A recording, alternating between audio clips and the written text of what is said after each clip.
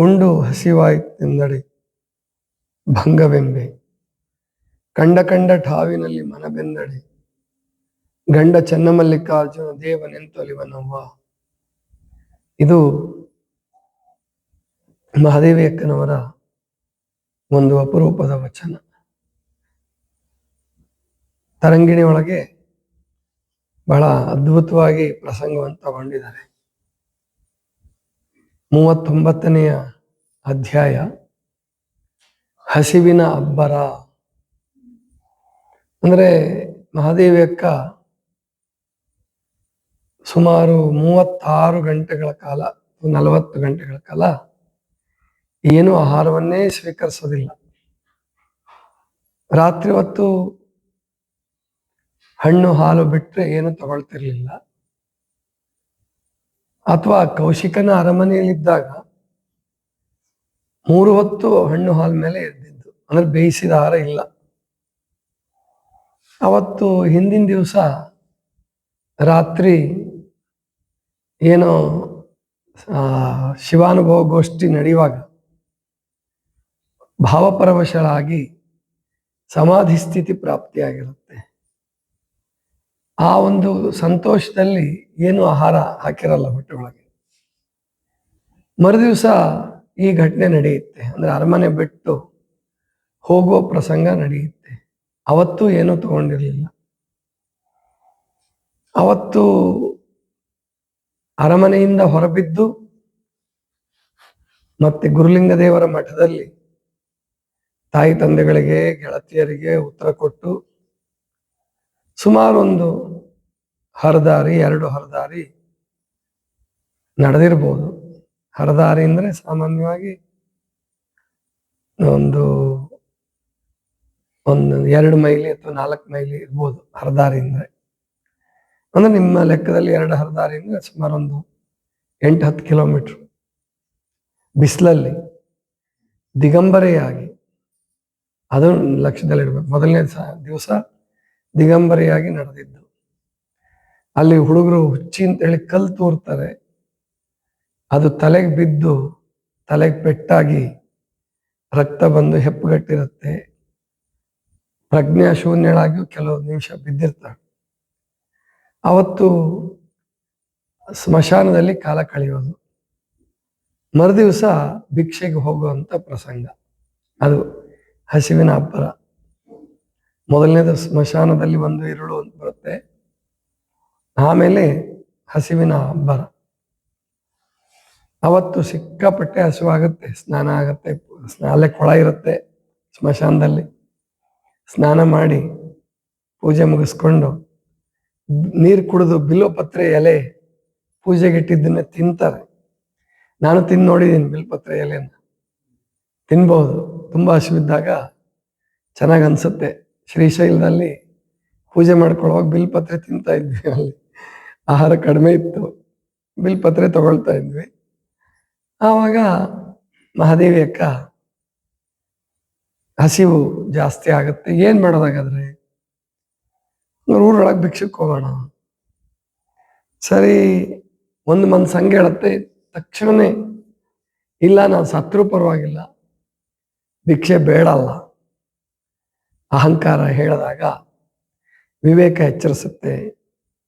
ನೀನು ಮನೆ ಬಿಟ್ಟು ಬಂದಿದ್ದು, ಅರಮನೆ ಬಿಟ್ಟು ಬಂದಿದ್ದು ಅಹಂಕಾರಕ್ಕೆ ಬಲಿಯಾಗಿ ಉಪವಾಸದಿಂದ ಸಾಯೋದಕ್ಕಲ್ಲ. ನೀನು ಮನೆ ಬಿಟ್ಟು ಬಂದಿರೋದು. ಹೋಗು, ಭಿಕ್ಷೆ ಬೇಡು. ಇಲ್ಲ, ಕಾಯಕ ಜೀವಿಗಳು ಭಿಕ್ಷೆ ಬೇಡಬಾರ್ದು. ಆವಾಗ ಮನಸ್ಸು ಹೇಳುತ್ತೆ, ಕಾಯಕ ಜೀವಿ ಅಂದ್ರೆ ವಿವೇಕ ಹೇಳುತ್ತೆ, ಕಾಯಕ ಜೀವಿಗಳು ಭಿಕ್ಷೆ ಬೇಡಬಾರದು. ಆದ್ರೆ ನೀನು ಸನ್ಯಾಸಿನಿಯಾಗಿ ಹೊರಟಂತವಳು, ವೈರಾಗ್ಯ ಮಾರ್ಗವನ್ನು ಅನುಸರಿಸ್ತಾ ಇರ್ತಕ್ಕಂಥವಳು, ಕಲ್ಯಾಣವನ್ನು ಮುಟ್ಟೋದು, ಕಲ್ಯಾಣದ ಮಹಾಮನೆಯಲ್ಲಿ ಶರಣರ ಸಂಘದಲ್ಲಿ ಅಂತಿಮ ಸತ್ಯವನ್ನ, ಪರಮಾತ್ಮನನ್ನ ಅರಸೋದು, ಇದು ನಿನ್ನ ಗುರಿ. ಆದ್ರಿಂದ ಹೋಗು, ಭಿಕ್ಷೆ ಬೇಡಿದ್ರೆ ತಪ್ಪೇನಿಲ್ಲ. ಸರಿ, ಗಟ್ಟಿ ಮನಸ್ಸು ಮಾಡಿಕೊಂಡು ಹೋಗಿ 4-6 ಮನೆ ಬೇಡ್ತಾರೆ. ಕೆಲವು ಕಡೆ ಬೈಗುಳಗಳು, ಕೆಲವೊಂದು ಮನೆ ಕೆಟ್ಟ ದೃಷ್ಟಿ, ಇವನ್ನೆಲ್ಲ ಎದುರಿಸ್ತಾ ಹೋಗಿ ಕಡೆಗೊಂದು ಮನೆಯಲ್ಲಿ ಒಬ್ಳು ಗೃಹಿಣಿ ಆಕೆ ಕರೆದು ಊಟಕ್ಕೆ ಹೊಟ್ಟೆ ತುಂಬುವಷ್ಟು ಮೊಸರು ಕಲಸಿದ ಅನ್ನ ಎಲ್ಲ ಕೊಡ್ತಾರೆ. ಆಮೇಲೆ ಅದನ್ನೆಲ್ಲ ಸ್ವೀಕರಿಸಿ ಪ್ರಸಾದ ಮಾಡಿ ಸಂತೃಪ್ತಳಾಗಿ ತುಂಬ ಸಂತೋಷ ಆಗತ್ತೆ. ಮತ್ತೆ 1.5-2 ದಿನದ ನಂತರ ಮೊಸರು ಅನ್ನ ಸಿಕ್ತು ಅಂತಂದ್ರೆ ಉಪವಾಸದ ಹೊಟ್ಟೆಗೆ ಎಷ್ಟು ಸಂತೋಷ ಆಗಿರ್ಬಾರ್ದು. ನಮ್ಮಂಗೆ ಸ್ಪಿಲ್ನ ತಗೊಂಡು ಗೊತ್ತಾಯ್ತಲ್ಲ, ಜೇನುತುಪ್ಪ ನೀರು ಕುಡ್ಕೊಂಡು ಅಥವಾ ಸೂಪ್ ಕುಡ್ಕೊಂಡು ಮಾಡುವಂಥ ಉಪವಾಸ ಅಲ್ಲ ಮಹಾದೇವಕ್ಕಂದು. ಆಕೆ ಅಂತಹ ಅಂದ್ರೆ ನಡ್ಕೊಂಡು ಹೋಗ್ತಾ ಬಿಸಿಲಲ್ಲಿ, ಮತ್ತೆ ಚಿಕ್ಕ ವಯಸ್ಸು, ಬಹಳ ಅಂದ್ರೆ ಒಂದು 16-17-18 ವರ್ಷದ ಒಳಗಡೆ, ಒಳ್ಳೆ ದಷ್ಟಪುಷ್ಟವಾಗಿ ಬೆಳೆದಂಥ ಶರೀರ, ವಿಶೇಷವಾದ ಶರೀರ. ಅಂತಹ ಮಹಾದೇವಿ ಅಕ್ಕ ಆ ತೃಪ್ತಿಯಾಗಿ ಊಟ ಮಾಡಿ, ಮೊಸರನ್ನ ಊಟ ಮಾಡಿ, ಒಂದು ಮರದ ಕೆಳಗೆ ಬಿಸಿಲು ಕಡಿಮೆ ಆಗಲಿ ಹೊರಡೋಣ ಅಂತೇಳಿ ಕೂತಿದ್ದಾಗ ಒಬ್ಬಳು ಗೃಹಿಣಿ ಬರ್ತಾಳೆ. ಆವಾಗ ಈ ವಚನ ಹೇಳೋದು ನಾನು ಈಗೇನು ಹೇಳದ್ನಲ್ಲ, ಕಲ್ಲ ಹೊತ್ತು ಕಡಲೊಳಗೆ ಮುಳುಗಿದಡೆ ಎಡರಿಂಗೆ ಕಡೆ ಉಂಟೆ ಅವ್ವ, ಉಂಡು ಹಸಿವಾಯಿತೆಂದಡೆ ಭಂಗವೆಂಬೆ, ಕಂಡ ಕಂಡ ಠಾವಿನಲ್ಲಿ ಮನಬೆಂದಡೆ ಗಂಡ ಚನ್ನಮಲ್ಲಿಕಾರ್ಜುನ ದೇವನೆಂತೊಲಿವನವ. ಇದು ಆವಾಗ ಹೇಳ್ತಕ್ಕಂಥ ವಚನ. ಆಕೆ ಏನಕ್ಕೆ ಕರಿಯಕ್ಕೆ ಬರ್ತಾಳೆ ಅಂದ್ರೆ, ಏನೋ ಗೌರಿ ವ್ರತ, ಗೌರಿ ಪೂಜೆ ಮಾಡಿರ್ತಾಳೆ, ಅಲ್ಲಿ ಎಡೆ ಬಾಗಿನ ಕೊಡ್ಬೇಕಂತೆ. ಅಂದರೆ ಗೌರಿಗೆ ಏನೇನೆ ಎಡೆ ಮಾಡಿರ್ತಾರೋ, ಅಡುಗೆ ಮಾಡಿರ್ತಾರೋ ಅದೆಲ್ಲವನ್ನು ಬಾಗಿನ ಕೊಡೋದು. ಅಂದರೆ ಯಾರಾದರೂ ಹೆಣ್ಣು ಮಕ್ಕಳಿಗೆ, ಸಾಧಕರಿಯರಿಗೆ, ಯೋಗಿಗಳಿಗೆ, ಒಟ್ಟು ಯಾರಾದ್ರು ಯೋಗ್ಯರಿಗೆ ಕೊಡಬೇಕು ಅಂತ ಆಕೆ ಅಪೇಕ್ಷೆ ಪಟ್ಟು ಬರ್ತಾಳೆ. ಮಹಾದೇವಕ್ಕೆ ಕೂತಿದ್ದನ್ನು ನೋಡಿ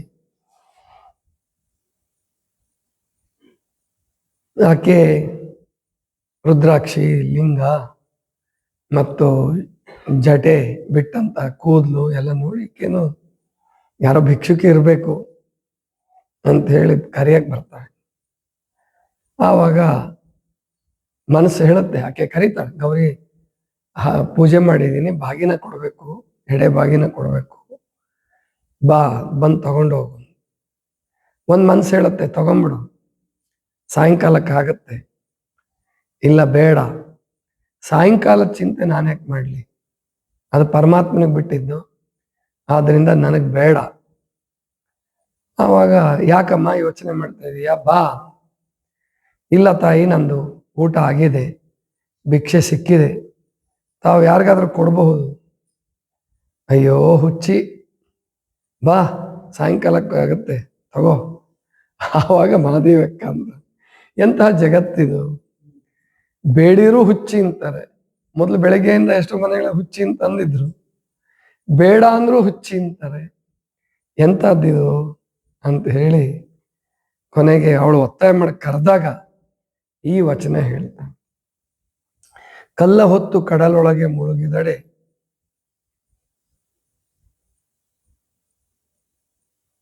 ಎಡರಿಂಗೆ ಕಡೆ ಉಂಟೆ ಅವ್ವ.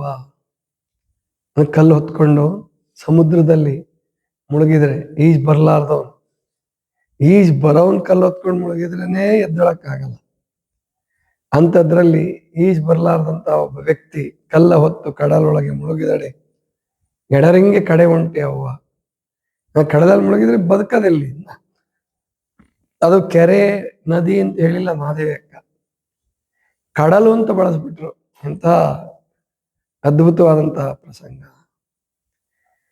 ಅತಿಯಾಗಿ ಊಟ ಮಾಡೋದಕ್ಕೆ ಕಲ್ಲಿಗೆ ಹೋಲಿಕೆ ಮಾಡಿ, ಕಲ್ಲ ಹೊತ್ತು ಕಡಲೊಳಗೆ ಮುಳುಗಿದಡೆ.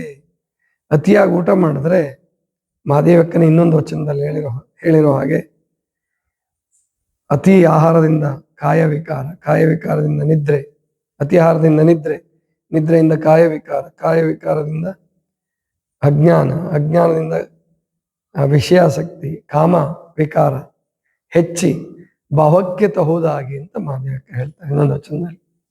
ಅಂದ್ರೆ ಇಷ್ಟೆಲ್ಲ ಅತಿಯಾಗಿ ಉಂಡ್ರೆ ತುತ್ತು ಹೆಚ್ಚಾದ್ರೆ ಕುತ್ತು ಅಂತ ನಮ್ಮ ಹಿರಿಯರು ಗಾದೆ ಮಾಡಿದ್ದಾರೆ. ಅಂದ್ರೆ ಅಷ್ಟು ಊಟ ಮಾಡುವಂತ ಪ್ರವೃತ್ತಿಯನ್ನು ಮನುಷ್ಯ ಇಟ್ಕೊಂಡಿದ್ದಾನೆ. ಆದ್ರಿಂದ ಇದು ಕಲ್ಲಿಗೆ ಸಮಾನ, ಅತಿಯಾಗಿ ಉಣ್ಣೋದು ಮತ್ತು ಹೊಟ್ಟೆ ತುಂಬಿದ್ರೂ ಉಣ್ಣೋದು. ಕಡಲು ಅಂದ್ರೆ ಸಂಸಾರದ ಕಡಲು. ಇದರಲ್ಲಿ ಮುಳುಗಿದ್ರೆ ಭವ ವಿಷಯಗಳು, ಕಾಮ ವಿಕಾರಗಳು, ಅನೇಕ ರೀತಿಯ ಕ್ರೋಧ, ಲೋಭ, ಮೋಹ ಎಲ್ಲವೂ ಜಾಸ್ತಿ ಆಗ್ತವೆ.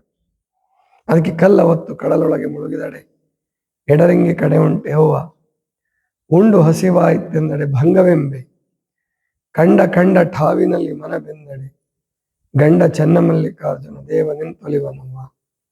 ಕಂಡ ಕಂಡ ಠಾವಿನಲ್ಲಿ, ಸಿಕ್ಕಲ್ಲಿ ಮನ ಬೆಂದಡೆ ಅಂದ್ರೆ ಊಟಕ್ಕಾಗಿ, ವಿಷಯಾಸಕ್ತಿಗಾಗಿ. ಇವಾಗ ಎಷ್ಟೋ ಜನ ಊಟವನ್ನ ರಾತ್ರಿ ಸ್ನ್ಯಾಕ್ಸ್ ಅನ್ನ ಚಟದ ಥರ ರೂಢಿಸ್ಕೊಂಡ್ಬಿಟ್ಟಿದ್ದಾರೆ. ಅವ್ರಿಗೆ ದಿವಸ ಬಜ್ಜಿ ಬೇಕು, ದಿವಸ ಏನಾದ್ರು ಕರೆದಿದ್ದು ಹುರಿದಿದ್ದು ಬೇಕು. ಈ ಥರ ತಿಂತಾ ಇದ್ರೆ ಇನ್ನು ಚಟಕ್ಕೆ ಬಲಿಯಾಗೋದು, ಕುಡಿತ ಚಟಕ್ಕೆ ಬಲಿಯಾಗೋದು ದೊಡ್ಡದಲ್ಲ. ಅವರು ಮರ್ಯಾದೆ ಗಂಜಿಯೋ ಅಥವಾ ತನ್ನ ಮನೆತನದ ಮರ್ಯಾದೆ ಹೋಗಬಾರ್ದು ಅಂತನೋ, ತನ್ನ ಮರ್ಯಾದೆ ಹೋಗಬಾರ್ದು ಅಂತನೋ ಚಟಕ್ಕೆ ಬಿದ್ದಿಲ್ಲದೆ ಇರ್ಬೋದು. ಆದರೆ ತಿನ್ನುವುದು, ಅತಿಯಾಗಿ ತಿನ್ನುವುದು, ನಾಲಿಗೆಗಾಗಿ ತಿನ್ನುವುದು ಅದು ಕೂಡ ಒಂದು ರೀತಿ ಚಟನೆ. ಆಗ ಗಂಡ ಚೆನ್ನಮಲ್ಲಿಕಾರ್ಜುನ ದೇವ ನಿಂತೊಲಿವನವ. ಈ ತರ ಪರಿಸ್ಥಿತಿನಲ್ಲಿ ನಾವು ಇದ್ರೆ ದೇವರು ಹೇಗೆ ಒಲಿತಾನೆ ಅನ್ನುವಂತಹ ಮಾತನ್ನ ಮಹಾದೇವಕ್ಕೆ ಹೇಳ್ತಾರೆ. ಆದ್ರಿಂದ ನಾವು ಸಾಧನೆಗೋಸ್ಕರ, ನಮ್ಮ ಒಳ್ಳೆಯ ಕಾಯಕ ಮಾಡೋಕ್ಕೋಸ್ಕರ ಆರೋಗ್ಯ ಚೆನ್ನಾಗಿಟ್ಕೊಳ್ಬೇಕು. ಆರೋಗ್ಯ ಚೆನ್ನಾಗಿಟ್ಕೊಳ್ಬೇಕಂದ್ರೆ ಆಹಾರದಲ್ಲಿ ನಿಯಂತ್ರಣ ಇರಲೇಬೇಕು. ಇಲ್ಲದೆ ಹೋದ್ರೆ ಔಷಧಿ ಮಾತ್ರೆ. ಇವಾಗ ಎಂಥ ಕಾಲ ಬಂದಿದೆ ಅಂದ್ರೆ ಔಷಧಿ ಮಾತ್ರೆ ತಗೊಳ್ಳೋದು ತಪ್ಪಲ್ಲ. ಆಮೇಲೆ ದಿವಸ ಸ್ನ್ಯಾಕ್ಸ್ ತಿನ್ನೋದು ತಪ್ಪಲ್ಲ. ಇಷ್ಟೆಲ್ಲ ಕಷ್ಟಪಟ್ಟು ದುಡಿಯೋರಿಗೆ ಇವೆಲ್ಲ ಬೇಕು ಅನ್ನೋ ಲೆಕ್ಕಕ್ಕೆ ಬಂದ್ಬಿಟ್ಟಿದ್ದಾರೆ. ಅದಕ್ಕೆ ಇಷ್ಟೊಂದು ಕಾಯಿಲೆ ಆಗಿರೋದು. ಊಟ ಮಾಡಕ್ ಬರ್ದಾರ್ದಕ್ಕೆ ಇಷ್ಟೆಲ್ಲ ಕಾಯಿಲೆ ಆಗಿರೋದು. ಆದ್ರಿಂದ ಅವರು ಏನಾರ ಮಾಡ್ಕೊಳ್ಳಿ, ನಾವು ನೀವು ಅಂದ್ರೆ ಮಹಾಮನೆಯಲ್ಲಿ ಉಪವಾಸವನ್ನು ಕಲ್ತಂತವರು, ಉಪವಾಸ ಗೊತ್ತಿರೋರು, ಅವರಾದರೂ ನಾಲಿಗೆ ಚಟಕ್ಕೆ ಬಲಿಯಾಗಿ ಔಷಧಿ ಮಾತ್ರೆಗಳಿಂದ ಬದುಕುವಂತಹ ದುಸ್ಥಿತಿಗೆ ನಾವು ಇಳಿಯೋದು ಬೇಡ. ಮಹಾದೇವಕ್ಕನಷ್ಟು ಗಟ್ಟಿತನ ನಮಗೆ ಇಲ್ಲದೆ ಇದ್ರು ಕೂಡ ತಿನ್ನೋಣ. 3 ಹೊತ್ತು ಬೇಕು ಅಂತಂದ್ರೆ ಹಬ್ಬ ಮಾಡಿ 3 ಹೊತ್ತು ಊಟ ಮಾಡಿ. 3 ಹೊತ್ತಲ್ಲಿ 1 ಹೊತ್ತು ಊಟ ಬಿಟ್ಟರೆ ಒಳ್ಳೇದು. ಆರೋಗ್ಯ ಬೇಕು ಅಂತಕ್ಕಂಥವ್ರು ರಾತ್ರಿ ಬಿಟ್ಟರೆ ಬಹಳ ಒಳ್ಳೇದು.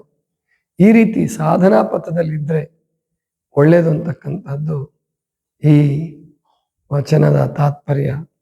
ಇದಿಷ್ಟು ಇವತ್ತಿನ ಚಿಂತನ. ಸರ್ವರಿಗೂ ಶರಣ ಶರಣ.